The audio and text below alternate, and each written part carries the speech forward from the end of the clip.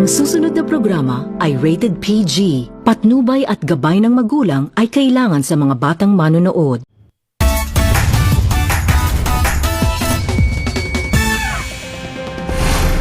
Narito na ang mga buweramanong balita ngayong Lunes. 3 araw na tigil pasada simula na ngayong araw.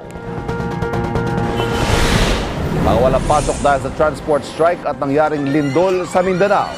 Alamin. Landslide sa Baras, Catanduanes dahil sa masamang panahon. At P-Pop Kings SB19 kinansela na rin ang kanilang pagtatag World Tour sa Thailand.